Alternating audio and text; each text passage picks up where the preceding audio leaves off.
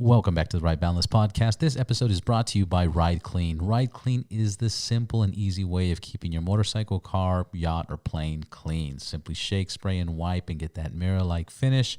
Get that polish, sealer, wax look that just looks nice as hell. Check them out at rideclean.co. Use promo code RBPodcast for 25%. 20. You know what? 25% off. Use RB Podcast for 25% off, plus free shipping, plus they're adding a 2-ounce bottle. Check them out now. I'm going to have my phone do the intro. We'll just see how that works.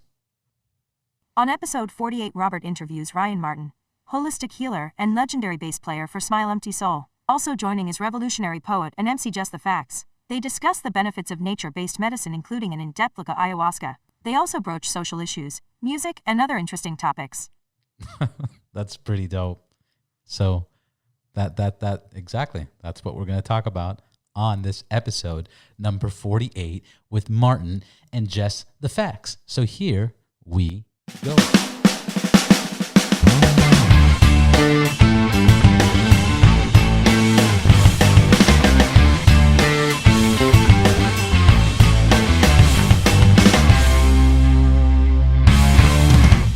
Let's get another just one. in case. What were you saying? What were you saying about the coffee right now? I was just talking about how now that I'm a parent, that I'm always seem to be drinking coffee, way more coffee. I don't even think I really drank coffee regularly until I became a parent. Well, we all have kids here, man. Yeah. How many kids you got now? 4. Fuck. And a stepdaughter, too. So I got 5, technically. I got a whole basketball team. How do you do that? Patience, deep breaths, yoga. Oh man, yeah, Love. deep breaths. Love. You gotta love outwardly. It's hard because recently I was thinking about how many kids family would have back in the days, and I thought that the only reason it worked is because families were more united. People were living in the same area, and you had your auntie, you had your brothers, you had your cousins, all living like in the same neighborhood, and they would help each other out. Mm-hmm. But today it seems like everybody's so separate and so far away that it's almost impossible to have multiple kids, and then it's so much more expensive.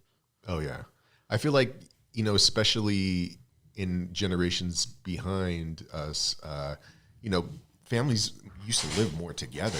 Grandparents would live in the house, aunts and uncles, so there'd be like more people in the house, more kids around. There's always somebody keeping an eye on everybody. And you could tilt it up. Okay. It's been a while. But there was always family around, and I guess that's not as common nowadays. Nowadays it's everybody's way more spread out. And, and especially like cities like Los Angeles, New York, and Texas, you meet somebody and it's like, where are you from? Oh, my family's from Michigan. Where are you from? My family's from Texas.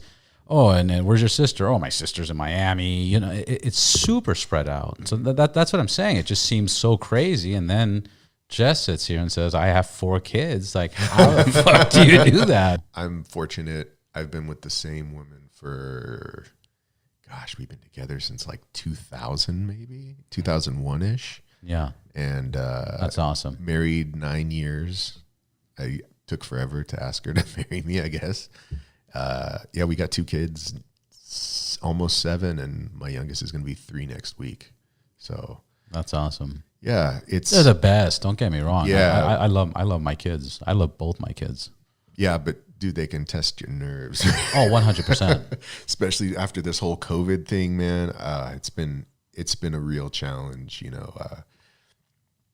being with 2, like such a young kid and like an older kid. It's like young one always wants to do what big brother's doing, wants to play with what he's got. I don't want to share. I want to watch this. This is mine. It's like, oh, this is my life. Deep breaths, deep breaths. Yeah, it's interesting about how kids want to compete and they always want what the older brother has. Mm-hmm. And then it's more interesting for me how we want to train them and be like, you have to be nice and you have to not be selfish and you have to do this. And it's like, but why? Like, I kind of want to raise I joke about it, but I'm serious. I want my kid to be like, I want him to be a little bit of a dick. you know, because fuck, man, nice people finish last, or they get abused of. Girls take advantage of them. Their hearts get broken. You know, they become soft. I want my kid to be a respectful punk, you know, but like a punk. Yeah. But I'm serious, because everywhere you go, they're like, you can't say this, you can't do that, you can't talk like this, you can't do this. And for what? To accommodate all the society? Well, let's get the facts right. You can't satisfy all the society, you know? So why am I going to train my kid? If my kid is curious, you know, let him be curious. If he has a, like, my kid has a strong personality. Like, he has a fucking temper almost, you know, and he, like nobody's going to kidnap my kid, because he's going to kick and scream and fucking, you know, I don't even know if that happens anymore. Yeah, like, my wife says the same thing. Like, no one's going to kidnap him. No one's going to get Nicholas. You're going to see. Like, don't worry. My oldest is Nicholas. Yeah. And my youngest is Marco. But my thing is, we have to, you kids grow up with just so much curiosity. You know, they want to spill the water. Why? Because they want to see what it does. Neil deGrasse Tyson talks about it. You know, they want to grab a glass and they want to break it. Why? Because they want to see what happens. They don't know that it's going to shatter and it's going to be dangerous for them, but they want to experiment. They want to turn on the gas. They want to play with the lighter. They're curious. And then here we come and like, don't grab a crayon and paint on the wall. You know, really? Are we that, you know, petty? Like, I get it. Just fucking clean it. I don't know. It's weird. It's weird how we have to be with our children, but at the same time, we don't have to do that. We're just partaking in this whole thing of society. And then that's the other thing. You start thinking about how they programmed us, you know, like, fucking, you know, the government is watching you and don't do this because the police will come after you and they'll take you away from your family. And then you grow up with this mentality and you're like, wait a minute, fuck, man, this is a system created to control us, and we've all fallen for it. Fear. It's crazy fear. I saw a post the other day. I don't know if I was talking to you about it, but I've had this conversation several times where I saw a post, and this guy goes, he made like 5 different points about how rich people think and, you know, how poor people or regular people, you know, think.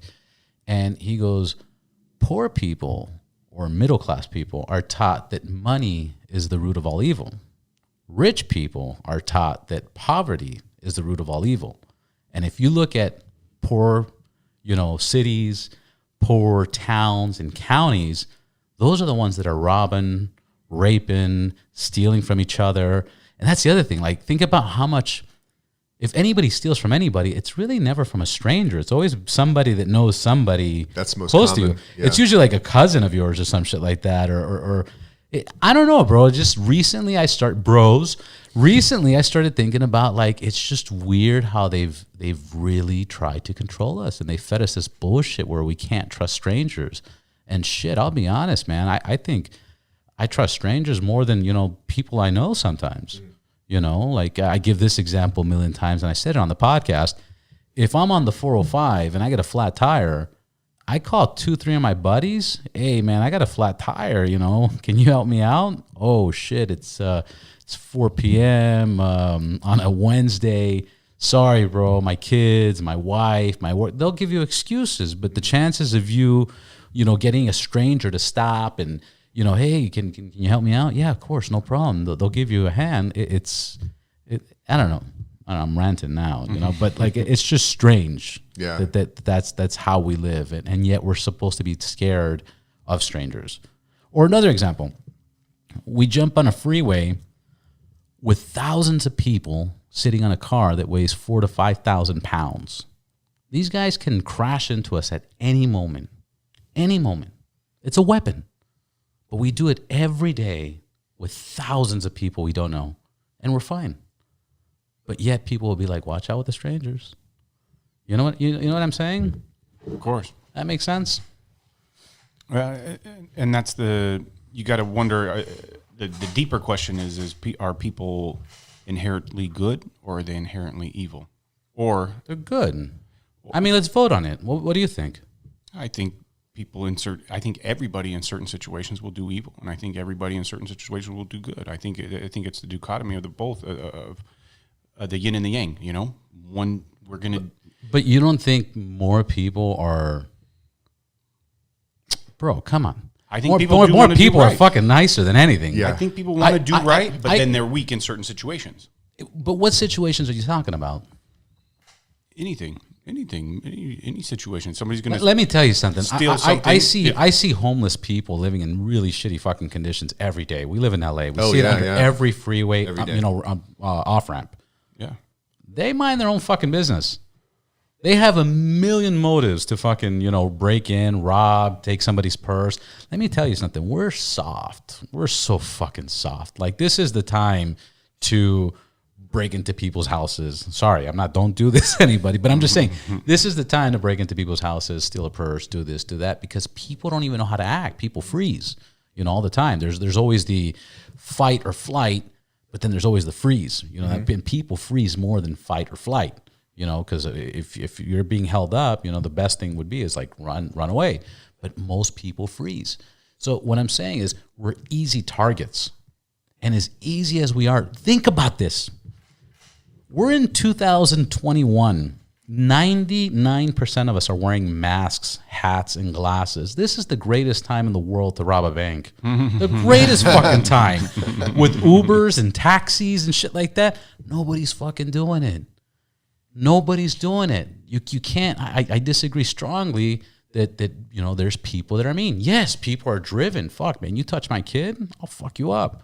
Somebody touch your kid, you're gonna fuck them up. Disrespect my girl, same thing. Let's go. Let's take it outside. Meet next to the monkey bars or the fucking swing. Let's do this shit. But we don't. We get along. We're fine. We trust each other. I don't mind. I just met you. I'll leave here. Like, I got a lot of valuable shit here. I'm not worried about it. I don't know.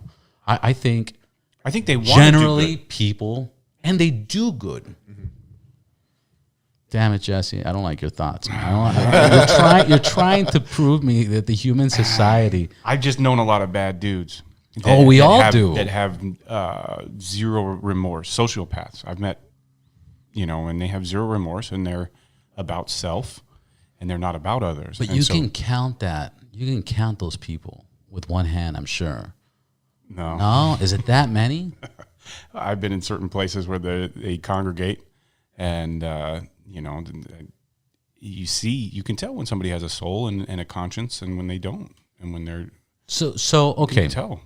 Okay, on the Jesse meter, what percentage would you say is good and bad? Like, would you say it's 50-50, 60-40, 75-25? Would you be like 99% bad? Malo hombres, fucking guy, huh? Malo hombres. I think people, the majority of people, they don't want confrontation. They want to do right. So I'm going to say 70-30. 70-30 good. I'm going to say 70-30. That's high. But out of those 70, they mess up too. We all mess up. They're just man. humans. Yeah, they're humans too. And so when they're put in a situation where where if I'm talking about these guys who have no souls and all that stuff, they put themselves in situations where they can be an agent of evil, if you want to call it, or agent of chaos, whatever you want to call it, where these people, these 70% of people, they don't put themselves in those situations. They avoid the situations so that they don't have to make those choices.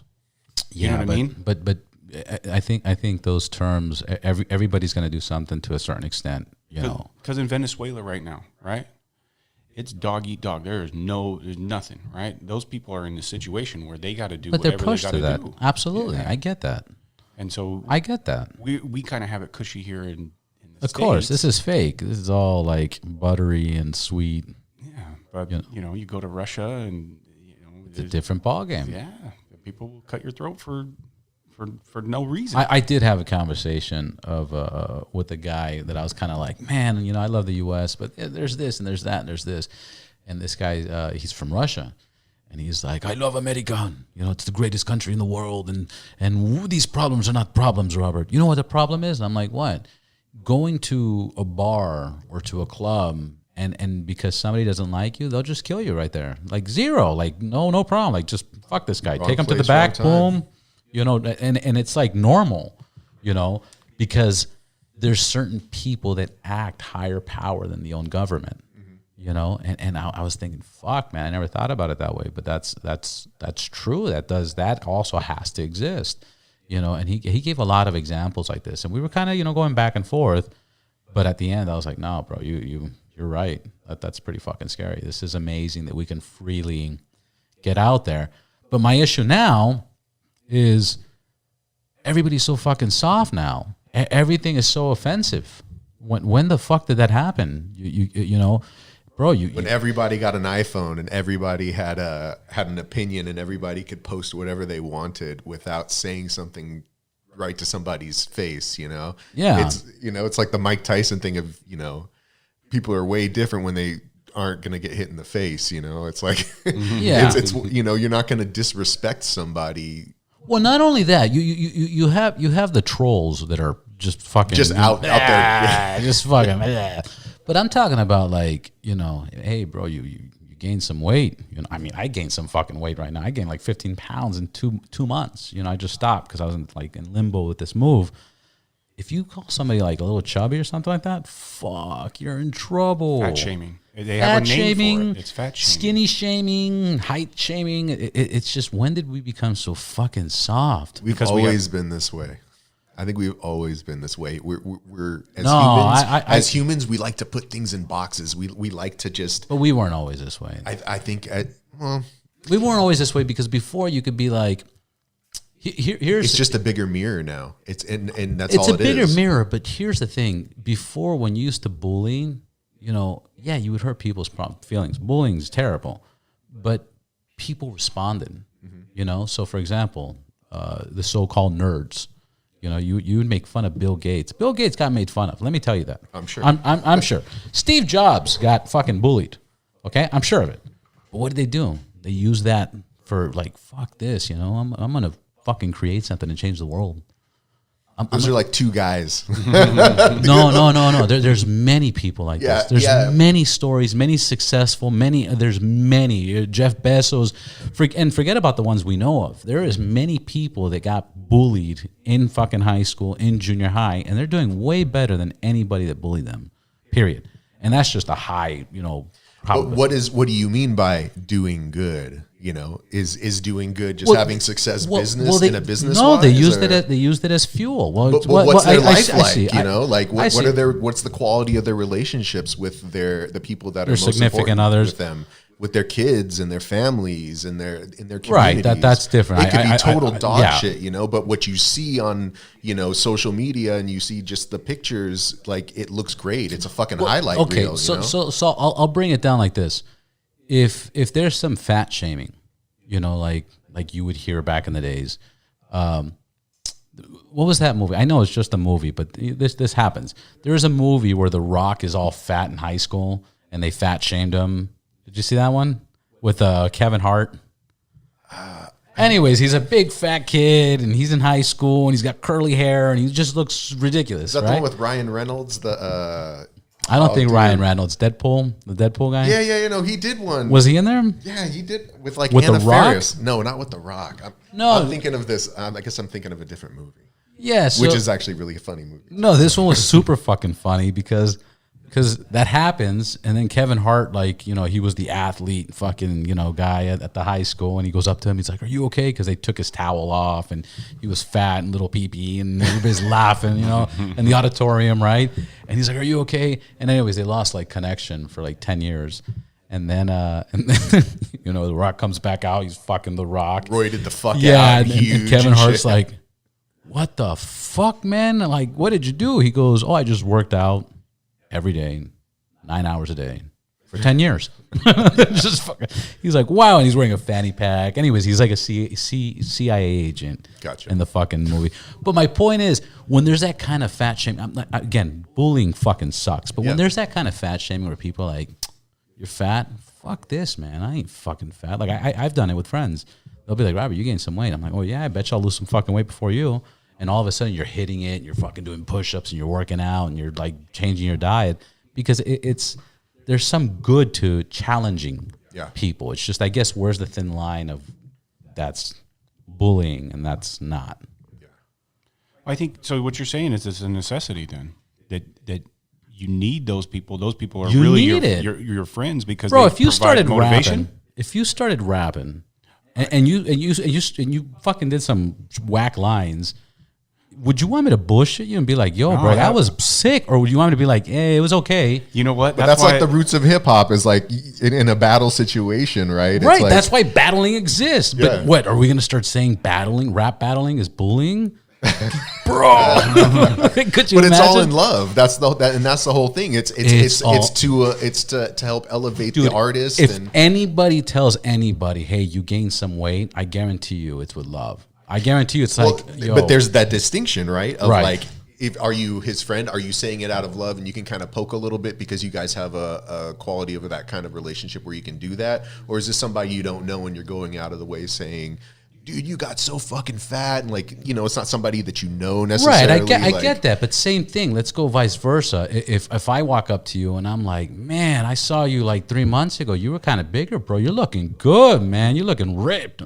You're gonna feel good.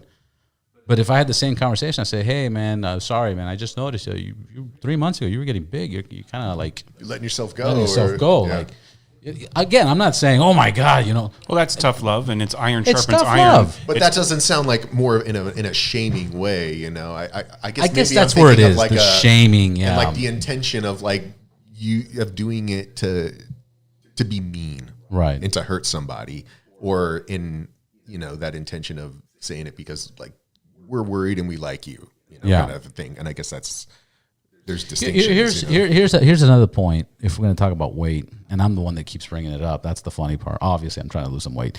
I spoke to a friend of mine. He went to the same university I went to, and we were talking about his girls, and his girls are like 18, 19 years old. And he's like, "Robert, my girls are big, And I go, "Well, how do you feel about that?" And he goes, I think they have to lose a little weight, and it's not because of the weight. It's because it's the question is, are you healthy or are you not healthy? So if you're big and you're healthy, then fucking rock it, But if it's getting to a point where it's affecting your health and your breathing and your habits and stuff, then you should be a little bit more concerned and start for your fucking benefit, nobody else's. But So now you can't, though. So now back to segue back into this conversation, now you can't say that because of the sensitivity of society. But you were saying that you think we've always been sensitive, but we just there's an outlet for it, and now there's a whole group of community that are being sensitive with whoever, whatever sensitive group there is. And so now that there's a bigger voice or a bigger platform. Since the internet, it's like you find the others. How many kids growing up, like when we were young, were into weird, like kind of niche things, and they didn't really have a community. Now it's like you go online and you find like, wow, this guy's into paper mache cars just like I am, and there's 30,000 other people who are doing this, and you get to meet people just like you. That was something that was non-existent, and I think that part is great, people finding other people just like them, which helps with that feeling of like being singled out, and unfortunately, but also to talk about how we were raised. I did a podcast with Roland Sands, and he's a bike builder. He does custom leathers. The guy's pretty legend. I sat down with him, and as I'm sitting down with him, same age, he's our same age, same group, same everything, and he's like, "Yeah, people did get softer nowadays," and he's a redhead. Mm-hmm. He's a fucking redhead. He's a ginger. He goes, "Robert, you know what it was to be ginger and grow up in the 80s? Yeah, oh yeah. You had to fucking learn your mama jokes, you had to learn how to like rebuttal somebody. That Problem Child movie didn't help shit at all. At all. Part 1 and 2. Yeah, Those fucking nor Chucky. Oh man, those poor gingers. Nor Chucky.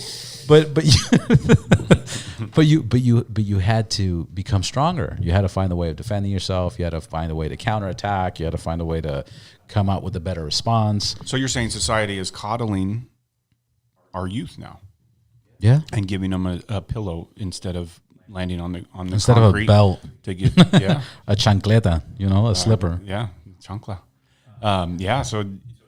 So what is our responsibility? That's my question, is what is our responsibility? Should we keep these kids tough, or should we coddle them? I mean, I talk tough with my kids. I tell my kids what I think. Say, you could do better. You could do better.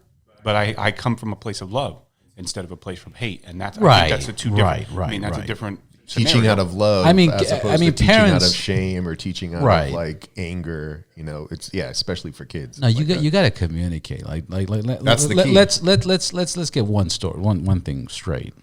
The way our parents raised us and the way they got raised, for the most of it, they did a pretty shitty job. Like, you know, They did the best with what they had. They had exactly. They did the best what they had for Yeah. their time and everything else. But if you look at it today, you're like, oof.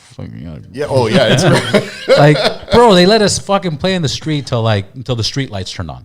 And even past All right, that. and yeah, even for past sure. that. Yeah, like we And grew even up in the past same that. neighborhood, so it was like when those street lights. Talking the mic, bulbs- talking the mic. Talking Yeah, me and Jesse we grew up in the same neighborhood, Yeah. so it was like when those street bulbs came on, like It was time to go home, but then Yeah. you still fucking it was. procrastinated. Yeah, it was such a little community, so it was like it was a little bit different. Could you imagine letting your kids out right now? I don't know. Why? It's What happened? I take I can't do it, but what the fuck happened? If the three of us right now were like 12, 13 years old, we'd be on the fucking, I don't know, we'd be stealing somebody's BMXs, switching tires, playing around, jumping on the roofs, daring each other, jump off this roof man. into the pool. Yeah, like having fun, you know, playing with fucking, going to the ice cream truck and buying doing like snapper dangerous fucking things. Bro, playing with snakes. We used to catch snakes in the oh, hell yeah. snakes Or and lizards frogs and and- shit, man. I got warts one time from fucking playing with frogs in Miami and stuff because there were so many. Yo, one time, me and like a couple of like the neighbors, I was with Paul Bauer, yeah, and we were like way like behind Stonegate, and we were like walking along the wash, and then we came up to like this area, like we're under where that Rat Bones Bridge was, Yeah, and there was cave. this hole, like somebody had dug like a 6 by 3 foot hole, like a perfect square, and there was just a shotgun and a shovel in there, and we all saw it, and we were like, "Let's get the fuck out of here!" And we bounced. So it was like that was the kind of stuff we were finding like behind the housing tract that we grew up in. 100%. But now we don't let our kids go out alone. Talk close to the mic. Yeah, and no way. We're afraid, but it's fear. We're super. But right? what? But how fucked up did they program us? What are we scared of? The unknown. We've always been scared of the unknown. That's what it means to be human. Yeah. Yeah. But they put in. We watch all these shows that have the bad guy, the It's back to the antagonist. system that I'm telling Yeah, you, man. and it's constantly it's reinforcing. Hey, don't trust. Watch out. Watch out. Be Watch careful. out. Don't be let your careful. kids play. And now they're making us. They're scaring us to stay in our homes. Why? I mean, there's a lot of. I have a lot of my own theories and interpretations of that, but ultimately, they're gonna take all our human interaction away. They're gonna take our tangible currency away. That way, they can monitor everything and know where you're at. But what's the You're point of that? You're no longer the unknown. You're no longer Right. the But variable. what's the point of that? The point is so that there's no revolution. Okay. Yeah. If you're in prison, let's say if you're in prison, okay, there's thousands of dudes wearing blue shirts and only a few wearing those brown shirts, okay, or green. And so, but what stops those thousands of big, strong, freaking psychopaths from attacking those 30, 40 guys in tan shirts? Fear.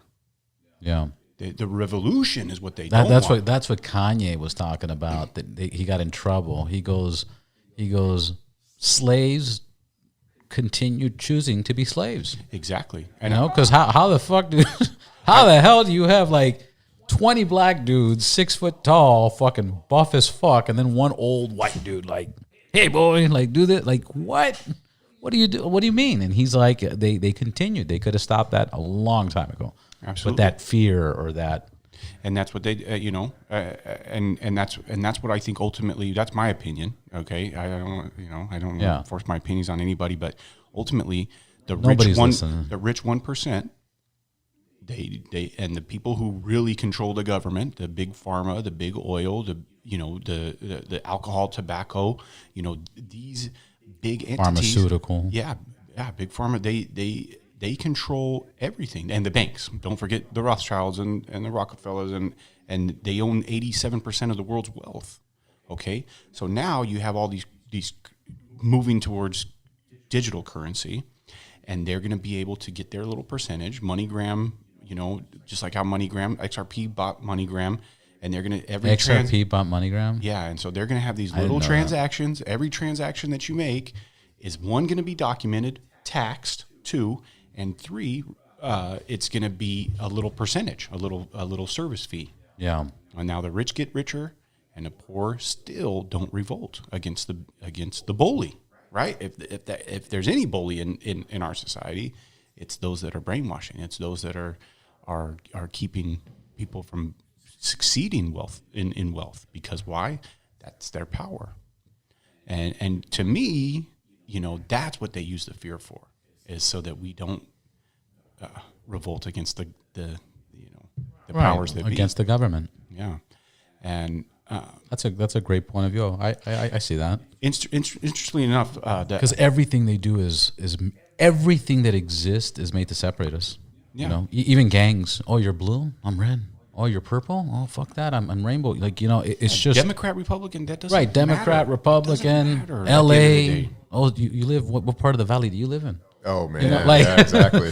It's all divided by blocks, by streets, by The numbers, hills, by hills. yeah. Oh, you're on the hill, or you're It's on the... tribalism, really. In essence, this kind of goes back to people kind of being the same. Now there's just way more outlets, way more voices, and unfortunately, it's like there's a lot more chaos because of it. And I think this is where, it feels like this is a place where, bad things, big things start to happen when there's all this kind of tension, and it's like, the past year in the United States, like, look at what's been going on. Everybody's stuck in their house. Nobody's chilling with family. Feelings that people have been kind of pushing away by going out and drinking and whatever, all that stuff's bubbling up to the surface. And I don't know, I kind of like to think that sometimes for things to get better, they almost have to get worse. And this is like a really common thing in like traditional kind of healing. Sometimes when people get sick with something, essentially when they're going through like a healing process, it's common for like a real big flare up to kind of happen again right before the end. Yeah, and there's a saying that says all great change is preceded by chaos.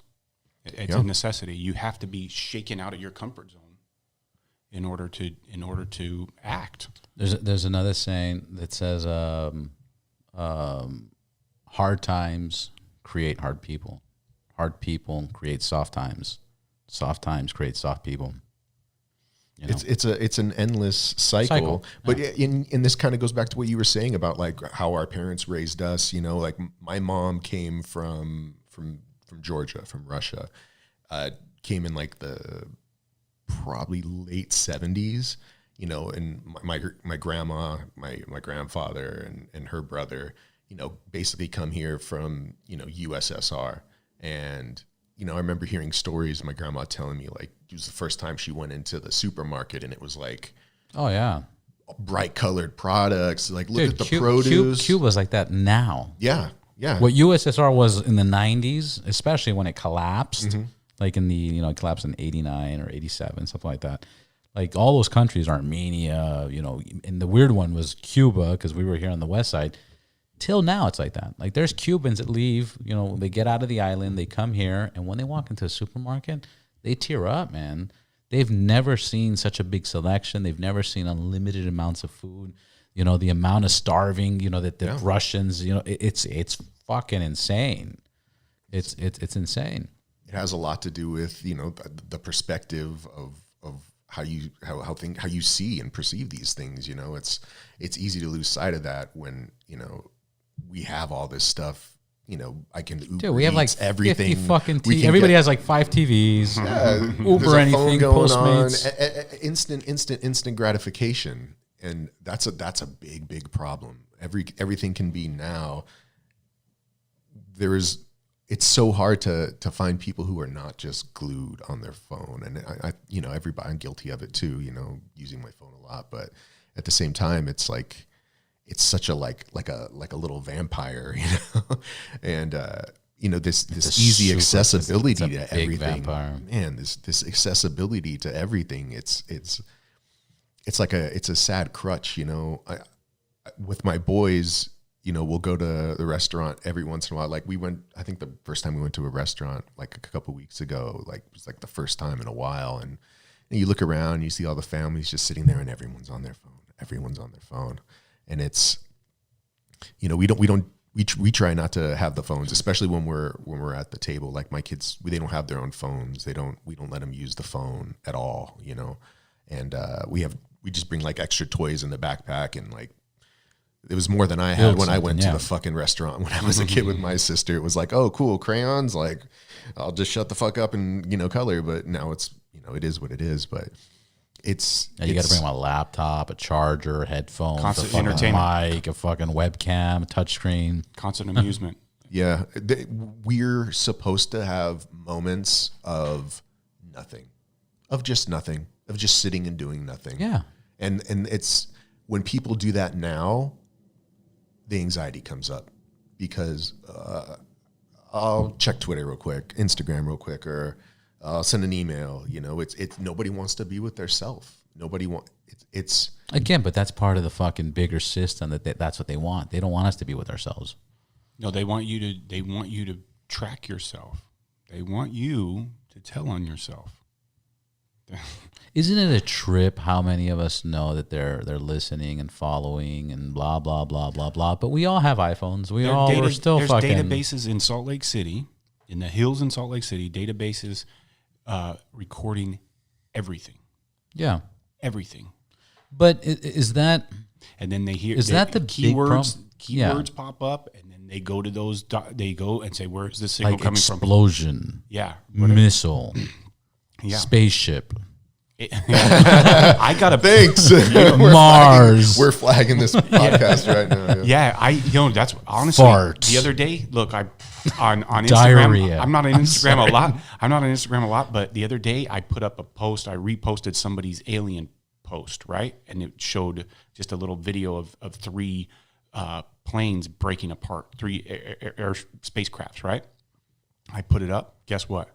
15 minutes later, I got a notification saying this is false information, and then so anybody who went to go look at my thing, it just said this is false information. Yeah, and so they're censoring that stuff. Of course, within 15 minutes. I'm nobody. I'm nobody at the end of the day. Right, but it's they the information felt it was necessary to censor. Put a disclaimer on your post and said it was false information and took the post. Do you know who's making their own social media platform? Who's that? Trump. They kicked them off Facebook. Things I don't give a fuck about. Because they kicked them off Facebook. They kicked them off Twitter. He's like, fuck, I can't say whatever the fuck I want. So he's creating his own fucking social media. But my point is they censor and they control everything. Forget what he's done. He's done a billion fucking things wrong. Yeah. I get that. But it's crazy that even the most powerful people, they're still like, nope. Mr. President, nope. Yeah.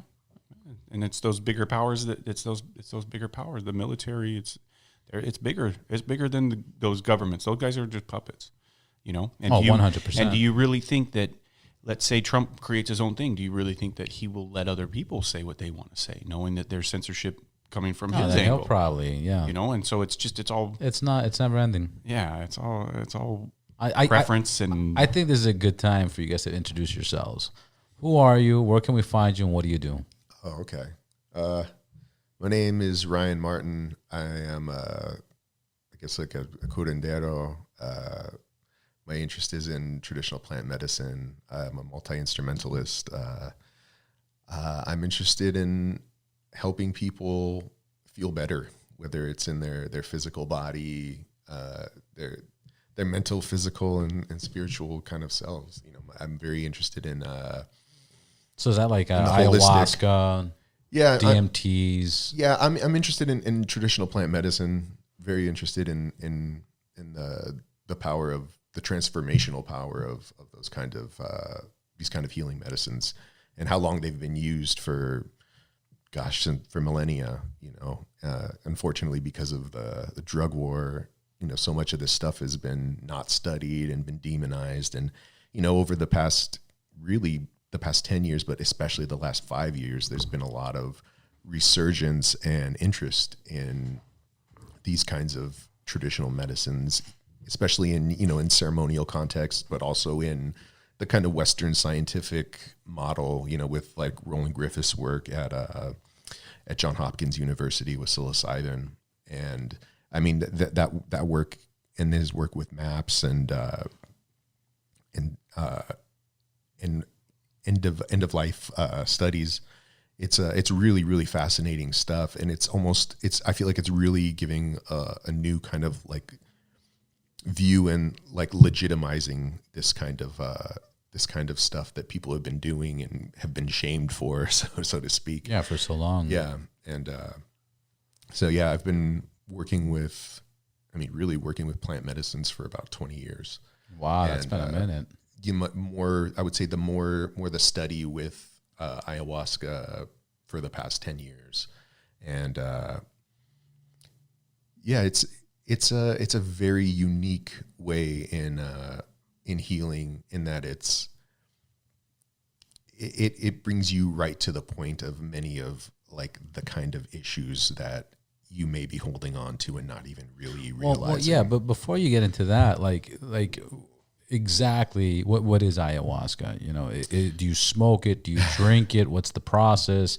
Where's the origins? Okay. Because I've heard about it like in the Amazons. Yeah. And I think it's given as a tea or as a drink or something. But Yeah. let's break that down. Sure. Because it's always something I've been curious about. Sure. Ayahuasca is a traditional plant medicine from the Amazonian basin. It can be made with many plants, but the two main ingredients are a vine called ayahuasca. It's also called ayahuasca. And then a leaf called chacruna. And ayahuasca contains beta-carboline molecules, which are an MAOI. And the chacruna leaf contains dimethyltryptamine, or DMT. When these two plants are boiled down for about 2 days, they produce like a very viscous, thick, sludgy type of decoction. Oh, it's sluggish? I always thought it was like just water, like tea. No. Good ayahuasca is not like water, in my opinion. Usually the best quality ayahuasca, it's a little bit sweet. And I've been fortunate enough to have good quality ayahuasca. I've drinking some pretty rancid brews, but most of the time the medicine I work with has like a very sweetness to it. And in the Amazonian basin, it'll be used mainly by traditional healers. In from what I understand, the way it's been more used in the past is as a diagnostic tool for the curandero or the shaman to. Curandero? Yeah. Curandero is which is like also shaman. Yeah. Or is it different? The names have. Do they get along, or like there's like it's very different connotations. Like, I don't even like the word shaman. It infers some sort of like spiritual kind of superiority, which I'm not really a big fan of. So, I there's a healer named Javier Regrelo. I feel like I just butchered his last name. He's a friend. He was a teacher of a friend of mine who actually just passed away, and he was the one who just coined the term plant medicine person, and that's what I like that term more. That's nicer. It's not as intimidating. Yeah, plant person. Yeah, I like the plants, plant medicines. But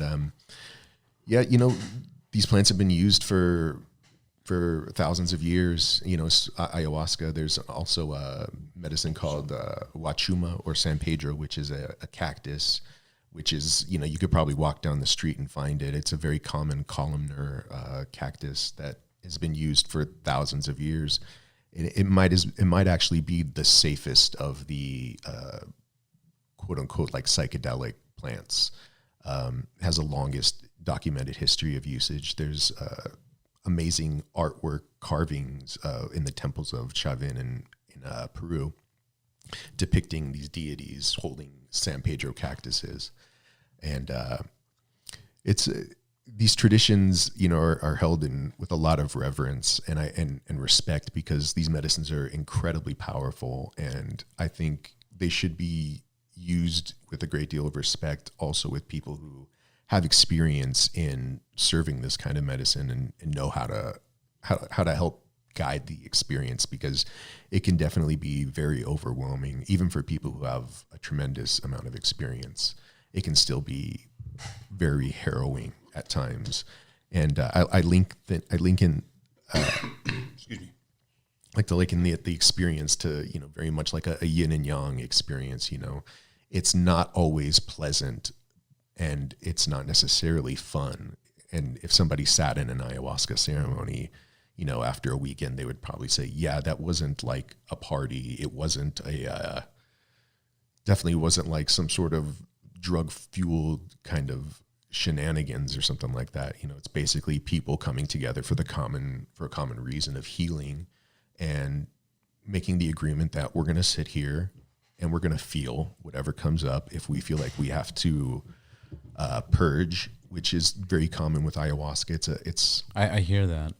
What's the reason for that? It's a purgative. The beta because originally, and correct me if I'm wrong, but just to get a better understanding, what I heard is you should probably fast for 3 days.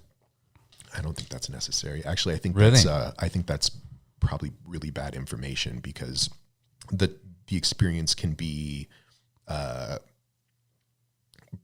it can be very physically demanding. And as far as fasting, I would just say, I heard it was like just liquid fast. No. I would say 3 to 5 days. It's a good idea. The longer you can do it, the better. In the tradition that I was kind of trained in, you want to remove things that are overly stimulating, especially if you're really, really new to this kind of medicine.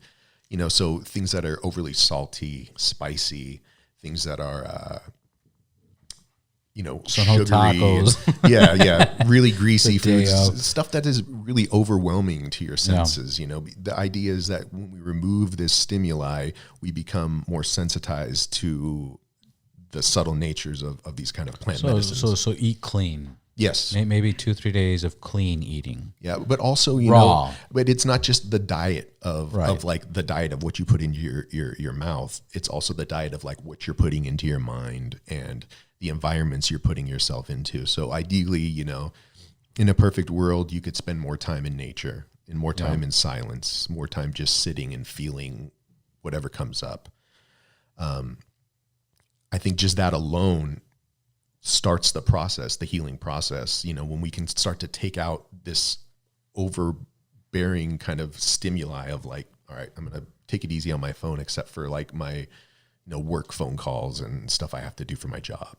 And I can, decide to not watch YouTube and Netflix for, the week. I can take my time, maybe journaling and hiking, and really trying to dive inside and think about what the intentions are of me wanting to come and drink this medicine in the first place. And what would be reasons to say, I want to drink ayahuasca? I want to live a clean life for a week, and I want to do this ayahuasca. Why would somebody just like rediscover themselves, to answer questions? What are all of the above? Yeah, I would say definitely all. Who would you recommend this to? Age group, woman, female? I would say male. I don't know. Adult. Somebody over the age of 18. Somebody who's, even in it's, we come from a Western kind of background. I come from a Western background, so even though in places like in the Amazon, there's children as young as like 3 years old will drink this medicine. In the cultures where babies are born, they'll put a drop on their tongue when they're born, so that they're always connected to the mother. That the energy of what do you mean? Medicine. So they're connected to the mother? So commonly, ayahuasca in South America, it's referred to as la madre, the mother, and it very much is like a feminine kind of guiding energy. And I've experienced this myself, and I for me it feels more like a older grandmother type of energy, but I've definitely felt the the masculine side of the medicine. And I think it's because there is a nature, there's like a marriage of these two plants, that one has a more masculine kind of essence and one has a more feminine essence. And, you know, it's like a union of these two plants. And when you can drink this medicine, it's, especially when it's, you know, in a focused ceremonial setting, you know, there's something really magical that happens, and it brings you closer to yourself. It helps you to know yourself, to know the parts of yourself that you may not necessarily be proud of, the parts of yourself that, you know, you've kind of hidden away, trauma, sadness, depression, the things we kind of hide behind. You know, we're all human. If you've grown up. So it kind of brings those things that you're hiding out and makes you kind of face it. Yeah, in a way. Yeah, I would say that's so what would be like I'm sure you have multiple, but what would be a good success story? Like, you know, this dude was down, his wife left him, he was kind of lost, he was a lost soul, you know, literally. Like I've met people who were, you know, recovering from No problem. People recovering addicts who have dramatic like shifts in basically like the course of their lives, who are basically like living in the street, making really bad choices, and are, you know, pretty successful, healthy people who are going through depression. They're showing, there's been this study. What do you mean people making bad decisions living on the street? Then they do ayahuasca and they stop? Like, what do you mean? That's a perspective change. Is that what you're saying? Yes. Got it. A big shift in perspective of seeing the things that are the most important to you. But also, I find this medicine to be very powerful for, in my opinion, of forgiveness. This is a very powerful medicine of forgiveness, of letting go of control, and seeing that, like, and especially of gratitude. These are themes that seem to come up in every single session I've ever been in, of realizing the things that, you know, I have in my life. And I see this with countless people too, the things that they have in their life, the people they have in their life, the things that are the most important in their life, to see how blessed they are to have those people, to see, you know, that, to understand, like, I have breath in my lungs, my heart is beating, I have a life, I have opportunity. You know, sometimes people just get so down, get stuck in cycles of making their life, not even just stuck in cycles of like bad, of unhealthy behavior, but like are progressively making themselves worse. And, you know, trying to change something, getting stuck all the time. And this is it's almost like hitting like Alt Control Delete for like a your reset. Yeah. And like a reset of programming of like your spirit in a way, you know. And I've been really fortunate enough to find this medicine, and it's completely changed my life. When I first drank ayahuasca 10 years ago, I was suffering from like definitely depression. I had some like digestive kind of stuff going on. And after like 3 weeks in the jungle of just, I ate like fish, rice, and vegetables, and like that was pretty much it. Like little bits of fruit here and there, and basically ceremony every other day, drinking ayahuasca, and combined with certain plants that are, you know, specifically kind of prescribed by the curandera that I worked with. And I came back like, gosh, I haven't had like a anxiety attack. That was 2011. You were there for what, 3 weeks, you said? For 3 weeks, yeah. How many times in those 3 weeks did you do ayahuasca? 8 times. That was when I just stopped counting, because right. I met so many people down there who were like, this is my 35th ceremony. And it was like, dude, you only been here for 1 day. Yeah, you know, it's like, but as you do it more, you break free, you know, from the stress, it's recommended to do it multiple times. It's for some people, you know, doing like a weekend type of retreat is enough for them to like get something maybe clarity in their life for something. Maybe they have some depression that's linked to like a poor diet. Like this is kind of like what's interesting is that so many people eat such a poor, low quality, like because it's nutrient cheap. deficient diet That's cheap. that when you prepare for ceremony and you're like, okay, well, I'll just eat organic for the 2 weeks. You know, you start eating organic, healthy food, and you're eating good quality meat, and you know, you start getting on a regular sleeping schedule, and then you follow that up after 2 weeks with a couple ceremonies of ayahuasca. It's like, wow, I feel great, you know, and it's like no well, shit, you've been, bro. yeah, you've been eating fucking. You've been fish eating and- real, actual food, Yeah. not food products, something fresh and real. And now, you know, and you've come to this place and for ceremony, and now you've gone through these experiences and learned about yourself, and you know that purging process. It isn't usually, I wouldn't say it's restricted to just like this physical purging of it just being physical, because very often in ceremony, it's like whenever there's some sort of discomfort or something just feels like you're going through something, like, you know, it's very common for these feelings to just wash over you in ceremony. And, you know, it's almost always associated with some sort of discomfort in the body, you know, very common in the back, in the stomach, especially in the stomach. And almost always, like, when that purge happens, it's like a feeling of like these emotions of like things coming out of you. And it's very much, you know, we call it a limpia, a cleansing. And, as this happens, it's like a renewal almost, and people get, you know, it's interesting because people like almost kind of chase the purge in a way, like people who have experience, which I don't think it's like really necessary as much as it's like if you need to purge, you'll purge, and if not, that's okay too. But and that's a trip. My buddy did it, and he was telling me, you know, he was the one that mentioned to me about the whole fasting that he fasted, and he's done it like 4 or 5 times.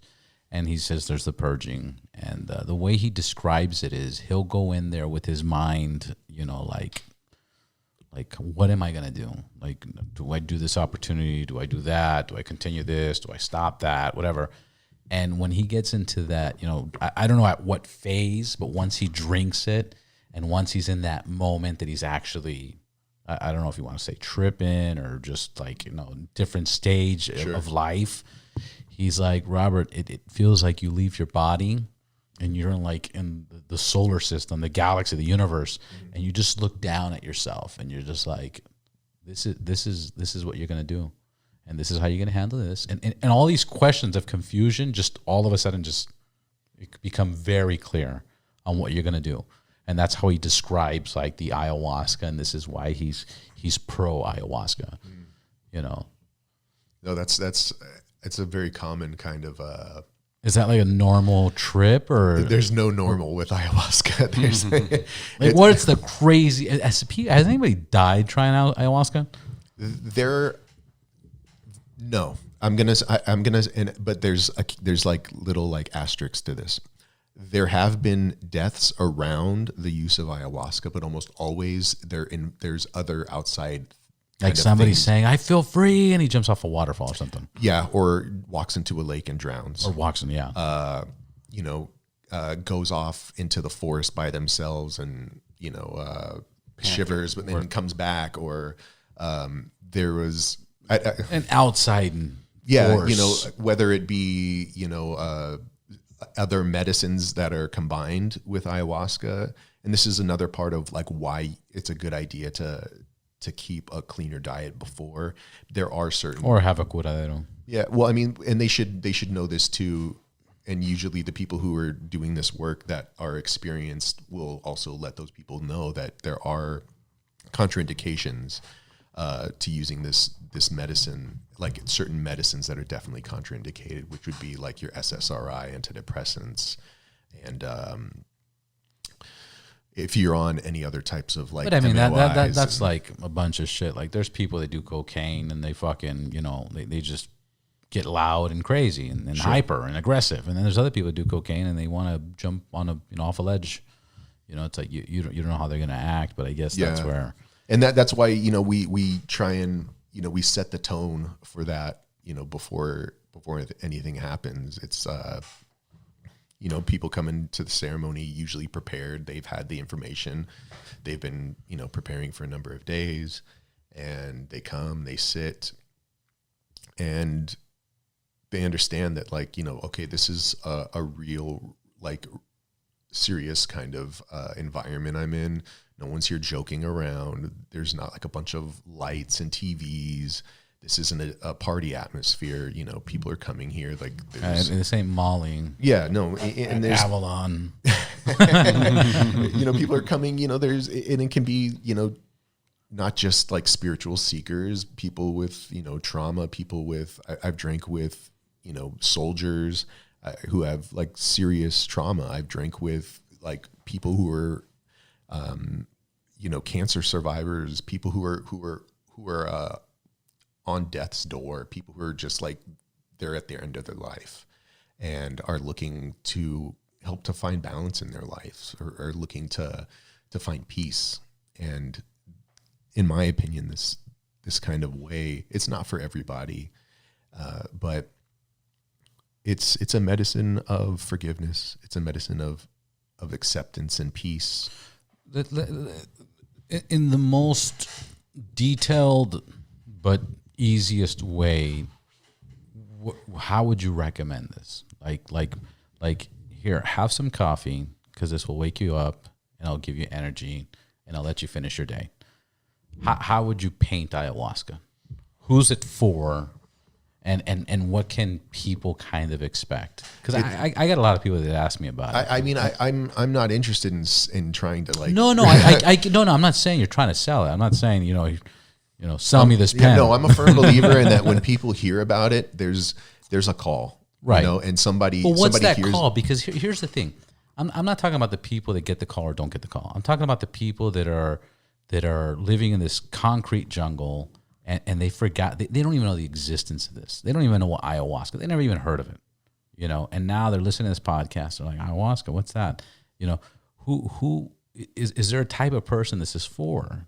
I get it's not for everybody, but is there a certain person that it's for everybody, but it's not for everybody.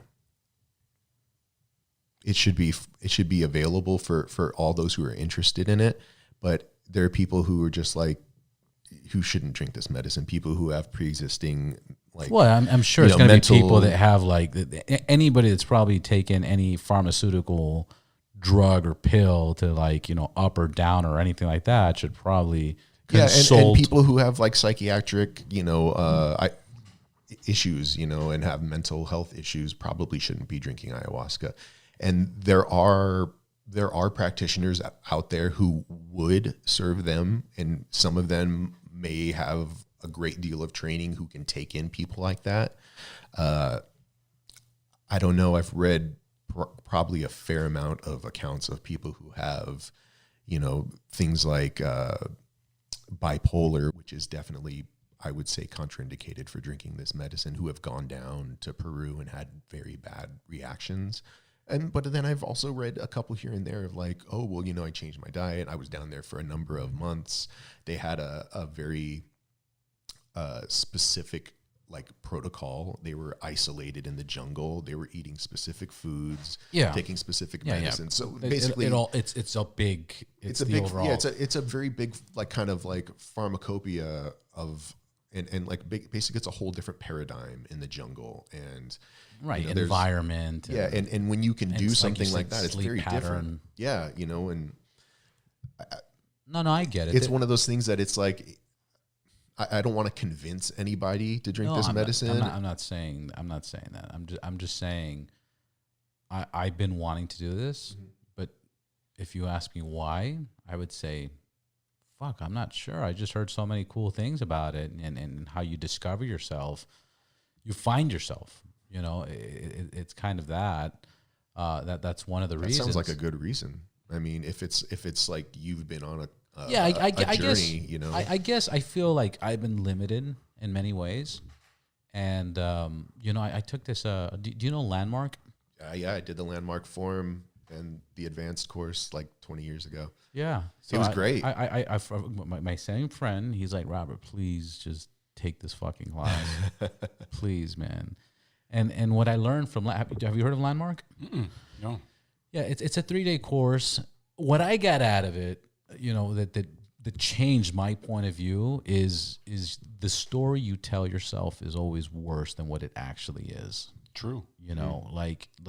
There was this one girl there, and what happened to you? And she's like, well, I got raped when I was 14 years old by my uncle, and now nobody will ever love me, and I can never have children, and I'll never get married, and I'll never do this, and never that. And he's like, stop.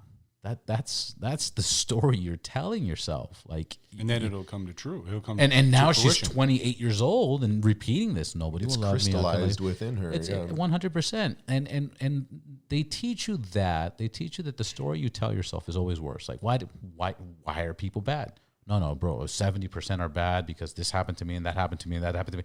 And that becomes a pattern. And they kind of teach you to break that. And then they want you to focus on the now moment. Okay? Because what you did and who you were does not identify who you are today. You are you. And you have the option to do whatever, no matter what your history was or anything else. And it's a cool class. The problem, it's not a cool class, it's a great class. The problem with that is that once you're done, you forget it. Because you have to practice remembering that. The story I'm telling myself, I got to live in the now moment, I got to live in the present moment, And then all of a sudden, stress starts going and it builds up, and now you're back into the pattern of why you even took the Landmark class. Anyways, I'm kind of ranting on that.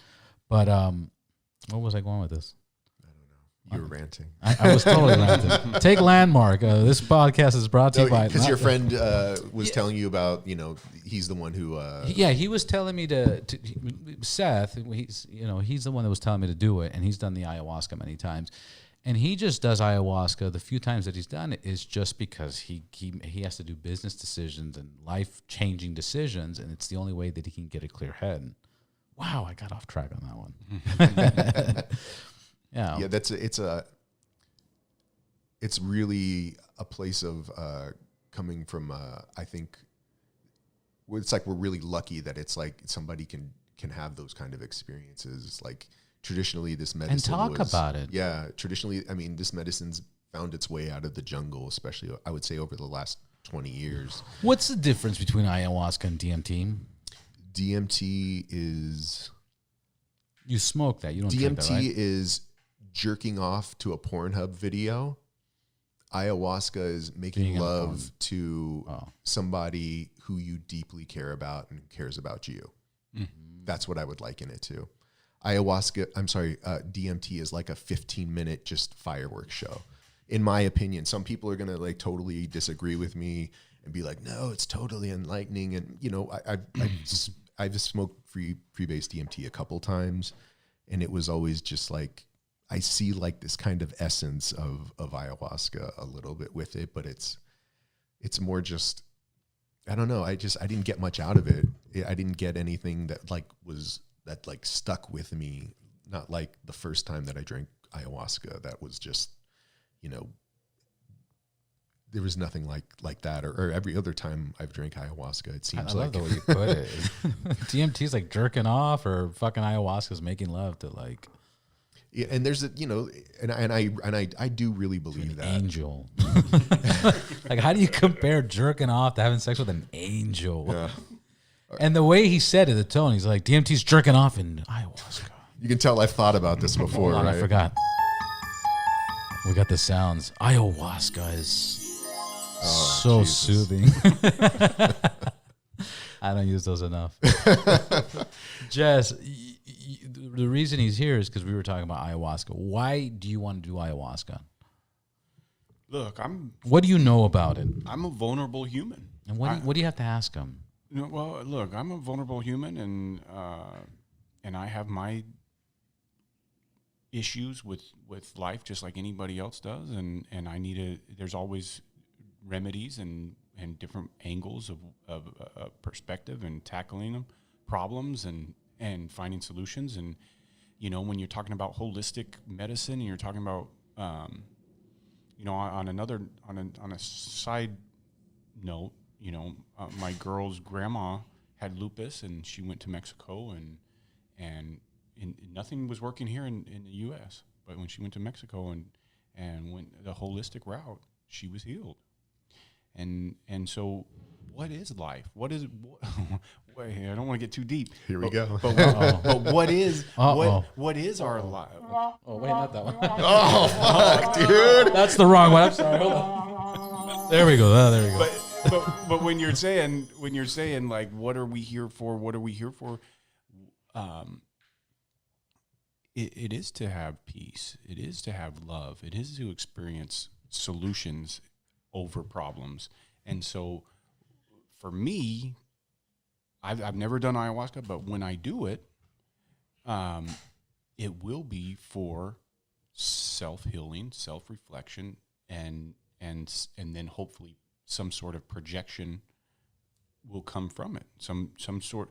We're all hurling in space, and when you hit a certain rock, if you're a comet, you hit a certain rock, it changes your trajectory, and that's what I think I will experience. I think I will be able to have that moment of clarity, that moment of aha, or as well as all this other stuff that I was concerned about is irrational, irresponsible. I need to just simplify, and I think that's what I will take from it, and that's the reason. The reasons why I think I will have a good experience is probably what I will take from it, and so you don't fear the unknown, you tackle the unknown, and that's one thing I'm willing to take that risk for sure, absolutely. That's a great reason to fucking do it. As you were talking about, where we're flying, like, space and shit. Yeah. Joe Rogan had a quote, or he said it, or he was quoting somebody, I don't know exactly, but it was interesting. He was saying, we're bones, we're blood and bones with skin that's being, held up by who knows what, and we're on a rock flying through the universe at crazy speeds. In a solar system, and you heard about the solar system now, it doesn't just go round and round. It's moving. Yeah. And flying through infinite. Yeah. Infinite. And it's just funny because, we get into these ruts, or we get into these depressions, or we get into these things that, I guess that's where ayahuasca kind of breaks you free from all that stuff.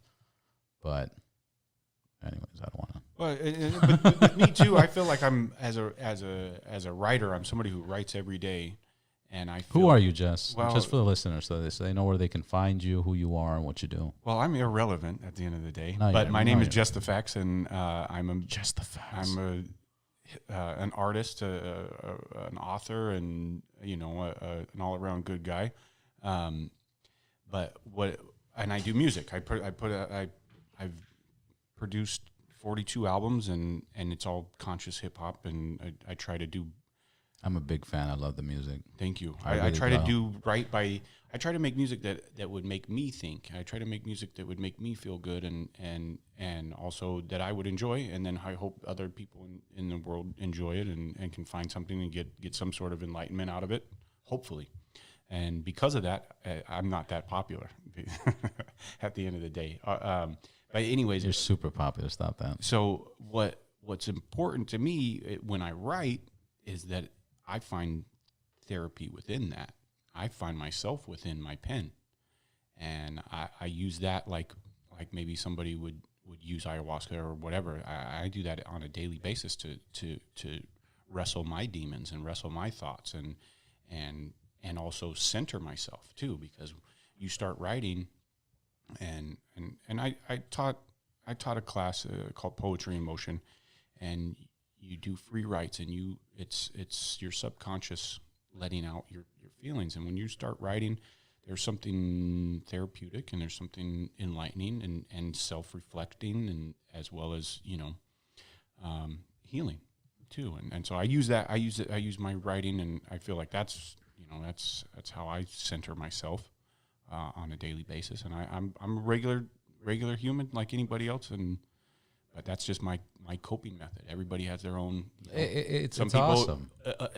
Some people eat overeat, overindulge, and that's their their comfort. They get their endorphins from having 20 Big Macs or whatever the heck, I don't know, but that's if I was gonna say anything relevant, I would say, find yourself, write down your thoughts, speak your thoughts, because the power of words, that's all. We can't even think without words, first of all. But second of all, when we speak things into existence and when we write things into existence, I've written things on records that have come to fruition that I had no intention of coming to fruition, good things and bad things. And I wrote, in one of them, I wrote a date because it rhymed, but then I ended up freaking falling in love with a girl whose birthday that happened to be, which is wild. That is wild, right? It just rhymed, and legit, and boom. But you put it out there. But it's out there in the universe, and I think that is, words are powerful. What's this? What's the expression? The pen is mightier than the sword. Absolutely. Join the Marine Corps. No, I'm kidding. No, but writing is. It's funny because I do more typing. I type faster, especially than what I write. 100%. It's still the same thing. It's still words. It still works. But as you're talking about, people should do it, and you do it. Like, I'm thinking about my days at Pepperdine.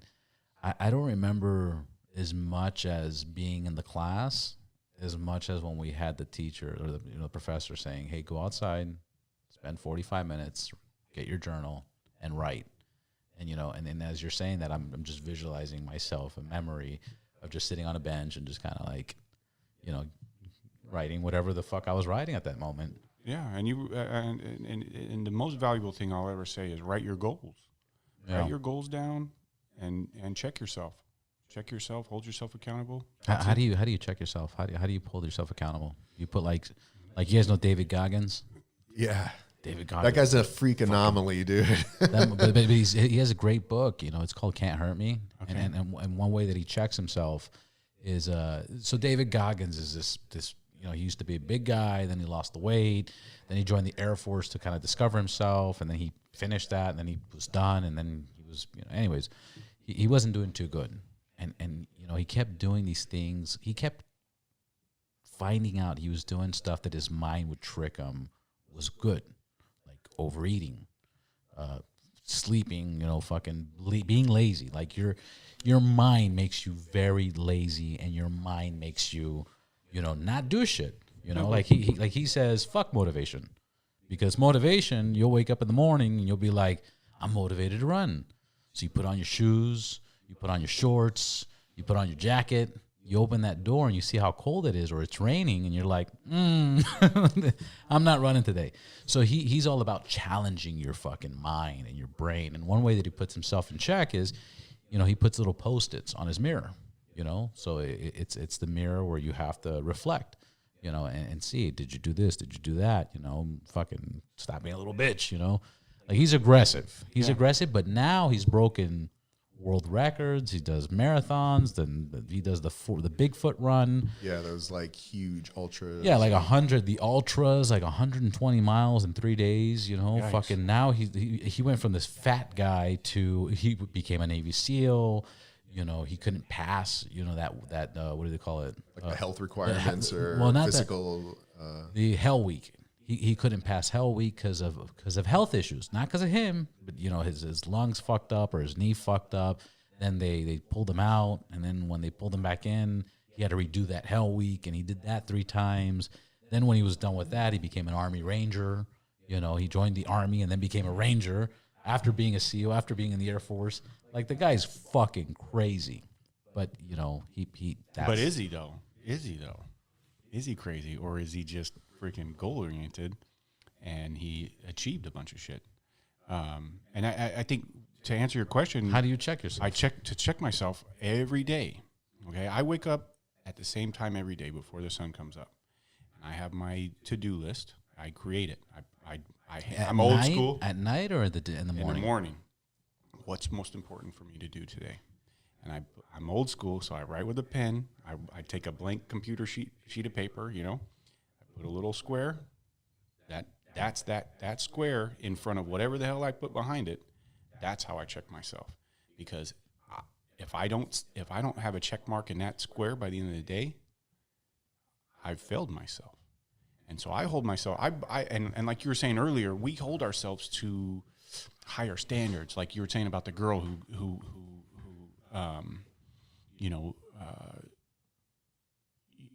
They got raped and she's kind of beat herself up and stuff like that. We are the hardest on ourselves. Absolutely. Right. And other people don't even really give a shit. Like, oh, why did I say that in that conversation? They're going to think that person doesn't give a shit what you said. They're thinking about themselves. They're thinking about hot dogs or whatever the fuck else. And you're going through this moment like for hours, right? Oh, why did I do it? And you're beating yourself up. But for me, I beat myself up just like Michael Jordan would have beat himself up. But I also... Yeah, but Michael Jordan... Yeah, super fucking competitive. Like exactly, but I'm competitive too. I'm competitive. But he was super fucking competitive. Yeah, but with hip hop, like hip hop stuff, like I talk shit to a lot of people. I've talked shit to Eminem. I've talked shit to you name it. I've talked shit Kanye, Jay-Z. I told Jay-Z I backdoored Beyonce. That's one of my lines. And fuck yeah, and so just the facts. I have no problem. I'm competitive, right? I'm very competitive, but the person I'm most competitive with is with myself. I got to be better than I was yesterday. My grandpa, who, I'll tell you a little bit. I don't talk about family much, but my grandpa has a Purple Heart. He still has the most combat jumps in Vietnam, jumping from either helicopter or airplane, and. He never talked about that stuff. Maybe because he was shocked because what he saw in Vietnam, but mainly because he told me, "Yeah, I was great, but am I great today?" And so he played college football, college basketball, double sported, and but am I great today? What did I do that was great today? It doesn't matter, and that's what he means. It doesn't matter what I did yesterday. What did I do today? And so I think it's that reset button every morning. All right, what do I got to do today? What's the most important thing? And then knock it out. I go down my list. I do about 15 things, and we get distracted. We don't always get to all 15 things. We don't always do. We don't, as humans, we get. Yeah, but it's a small accomplishments like that. That's what I tell people. You don't have to get it all right the first time. It's those little accomplishments. Fuck it. If you do 15 things every day and you have 15 check marks, and you do 8 today, and then tomorrow you have 15. And those 10, roll over. Those ones roll over to the next day, because I'll look at the one I had the day prior and say, oh shit, I got to do this. I didn't go to the store here to get this, or I didn't do that. Because there's. And on that sheet is life goals, relationship goals, freaking monetary goals, basic things like go get some Tiger Balm because your neck hurts, whatever. But it's on there. It's on that list. Tiger Balm. Yeah. This podcast is brought to you by Tiger Balm. And that's the way I check myself. I went around. I went around. No. You did good. There's a book. It's called it's Don Luis Miguel. Yeah. The 4 Agreements. The 4 Agreements. It's a great book. That fits into this so fucking well. Especially the do not assume. And don't take shit personal. It's really good because, like you said, sometimes we take shit very personal. Demi Lovato. Mm-hmm. She was on Joe Rogan, and she's like, yeah, I got bullied and blah, blah, blah. And anyway, she kind of like took it, and she never forgot it. Now she's a celebrity, and, and then she had like an issue where she had to recover because of drugs. And they were like, you got to reach out to people, just apologize. And she called that girl up, and that girl's like, Emmy, oh my God, what's going on? He goes, oh yeah, remember you said this. And she's like, what? Like, I don't even remember even saying that. But, we take it to the heart, and the story is worse than what it actually is. Yeah, exactly. And we beat ourselves up. But that book breaks that down really fucking good. How to think and how to be. But do we beat ourselves up and then break ourselves down, or do we beat ourselves up and then build ourselves up? I think a lot of people break themselves down. Right. Yes. It's Yes. a And- self-loathing and- society. And that this has is been this created. is why we have the uppers and the downers and the alcohol and people doing things for the wrong reasons. Absolutely. You know, And that's why I say, when we're talking about that, especially the pharma. the 30% that I said earlier of people who are inherently, don't give a shit and are evil, right? They don't love themselves. They're self-loathing. Yeah. And so thus, can they actually love outwardly? If they don't love themselves, can they love outwardly? Can they show good, genuine kindness?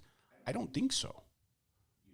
Because of that Yeah, if you self-hate. can't love yourself, That yeah, self-loathing. that makes sense. And everything lends to that. All our social media lends to that. Oh, I'm not as beautiful as, what's that girl at, I don't know who the hell, Habib, or what is that girl's name? Cardi B, No, Kardashian. Any one of those freaking One of those superficial- Kardashians. Yeah, any one of them. I'm not as beautiful as that girl, so therefore I don't have value. That's scary. That's sad. Tina Tequila or something. Remember, Yeah. remember that old school one? Whoever, Yeah. yeah. But it is sad, yeah, that people compare themselves to that, and that's what the expectation is, and therefore they can't hit that, so they're just like, "Arr." I do it. Yeah, I do it too. I do it now. It's terrible. But when I see somebody who's in good shape, I say, man, good for that dude.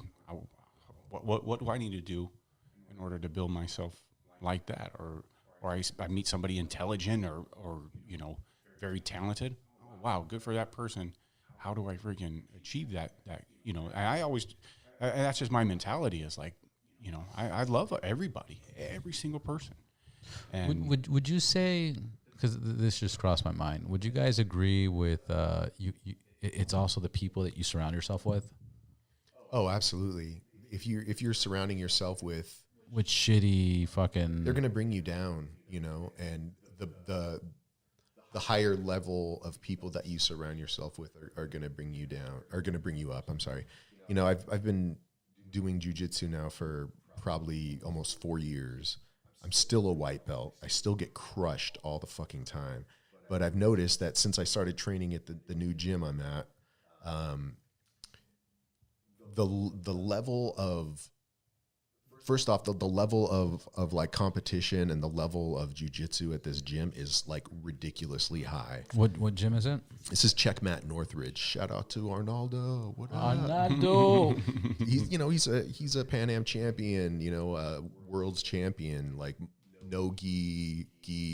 Dude's legit. Like world champions are coming into that gym on a regular basis. That's like awesome. high level dudes, and like, man, I get to train with these guys, and I get to train with people who train with these guys on a regular basis, and it's made me a better athlete.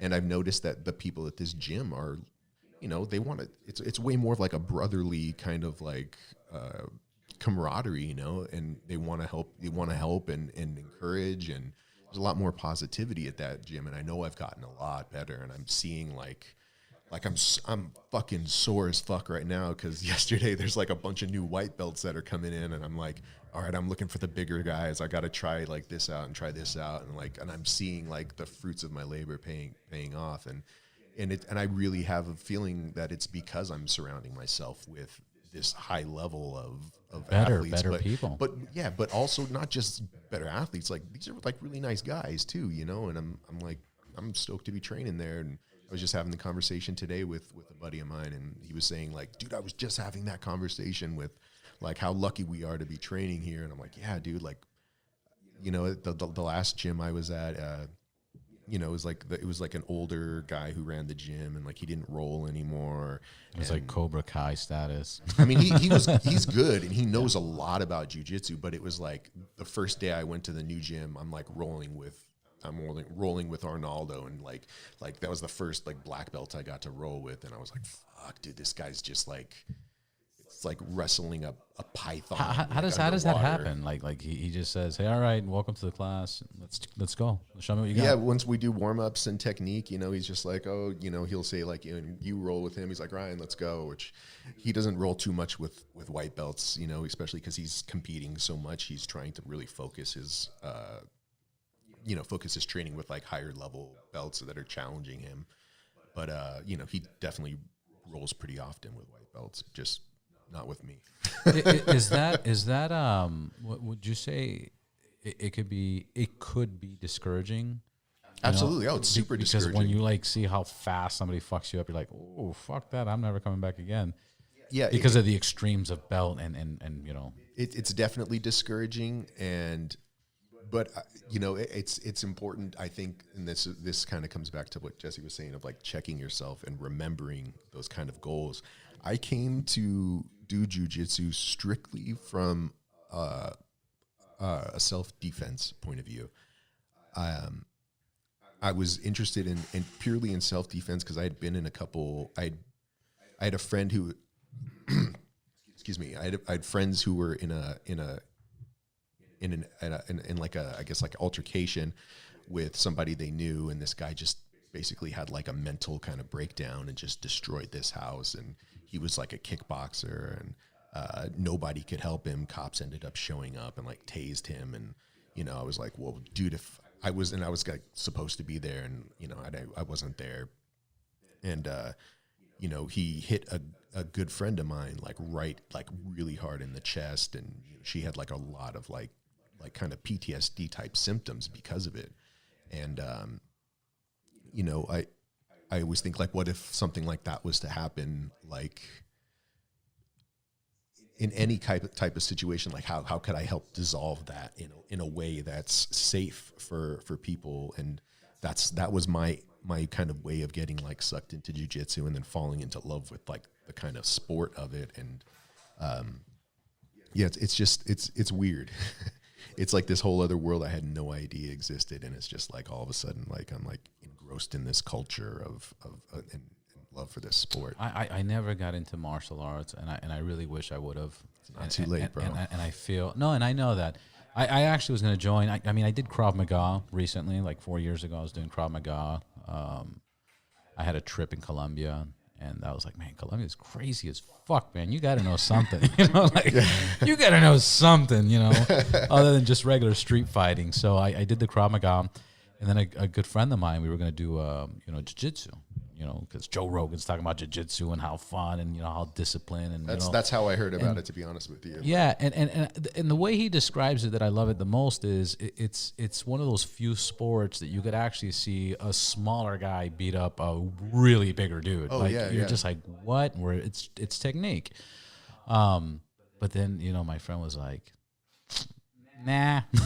I go, why not? He's like, I don't want to roll with somebody sweating all over me. I'm too old for that now.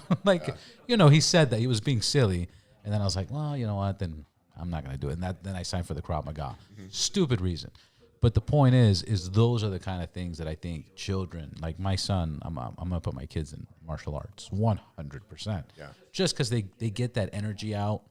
Oh, it's a great. Maybe they'll go to sleep a little earlier. The discipline. Mm-hmm. My 2-year-old stays up till like fucking 2 a.m. That's not his discipline. It's his mother. It's his mother, bro. It's his mother. It's not me. But definitely I'm putting my kids in martial arts, and I have strong respect for it. And again, I know it's not too late. I just wish I would have done it earlier, because I strongly believe I would have competed. So because I just like fucking competing. But whatever. Anyways. Can't turn back. You should come to a class, man, because I have a feeling that it's like, especially if you have that competitive edge, it's like I love it, man. Dude, my first day at class, I got tapped over and over again by a 15-year-old green belt kid that I outweighed by probably 80 pounds, over and over, choked, arm locked, just like it was like one of those things. I was like, fuck, man, like I couldn't believe it. But at the same time, I was like, I want to learn how to do that, dude. That this kid can do this and just own somebody my size, like nothing. Mm-hmm. I was like, I want to do that. And then I just did it to 2 guys yesterday. That's fucking amazing. So, it must feel so good. Yeah, but there's definitely days where and there's definitely been chunks of time where I've been like fucking down in the dumps because I feel like I'm just getting crushed all the time. And like, but I realize there's always like steps forward, even if it feels like you're not moving, you know. And that kind of goes back to what you were saying of like, you know, you're checking off every little thing. If you don't finish it, you got to keep going, you know. And but that's fucking discipline as fuck, man. To wake up every day and make a checklist. I know people that do it like on a Sunday, you know, and they're gonna plan out their week. But you do that every day. That's pretty disciplined, Well, it's to bro. refocus because, you know, every day Speak is closer to the different. mic. Every day is different. Yeah. Though, you know, and so you wake up, your focus might be, and I do it too, be based on music as well, because I got this idea, I better go do this, you know. So I write the idea for the song down and put a little checkbox by it, you know, and that's, you know, every day's different. Do you have a song about checkboxes? I need to do that. Because you sing goals about and everything. check boxes. Yeah. I can hear it almost. He sings about. I love the getting old. Oh, thank you, man. That's a great one. The Google it. Yeah, I hope they use that. I hope Google uses that one day. That would be cool. That'd be super fucking cool. But with I wanted to piggyback what Ryan was saying. Like with jiu-jitsu, I've done a lot of different martial arts, but jiu-jitsu is an endless battle of chess. And I was thinking about chess too. yeah, and there's so many variables where, you know, in Thai boxing, there's only a few variables that's going to occur, and same with regular boxing. You know, I mean, there's science to it, and there's angles to it, and there's all kinds of different things going on mentally, but it's not the same as jiu-jitsu. If I remember, I was learning, and I was my instructor Brian. He's little. He was like 145 pounds, but he was a champ.